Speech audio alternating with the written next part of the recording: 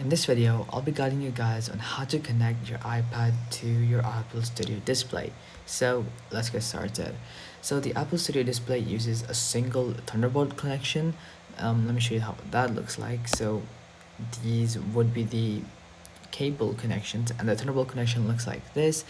And the first thing you need to do is get the correct cable. So if your iPad has a USB-C or a Thunderbolt port like the iPad Pro or the newer iPad Air models, you can directly connect it using the Thunderbolt or high quality USB cable.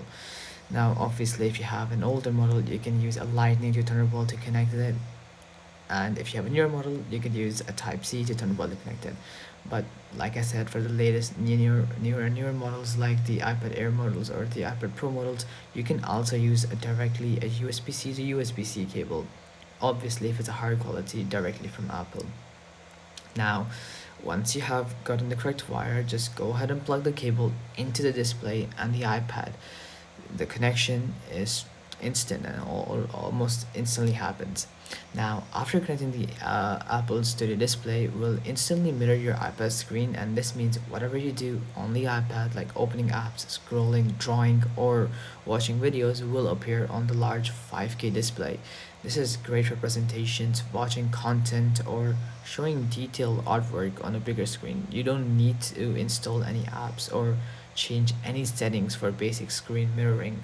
iPad OS automatically detects the display.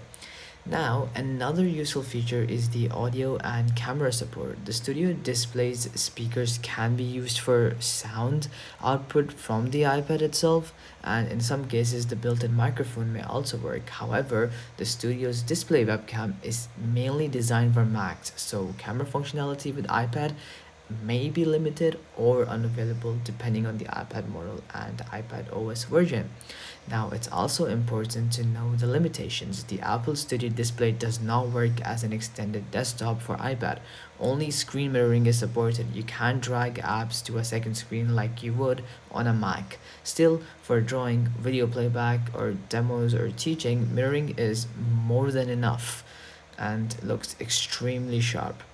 So anyways guys, that'll be for this video, and I hope this video helped you connect your iPad to your Apple Studio display, and I'll be seeing you guys next time.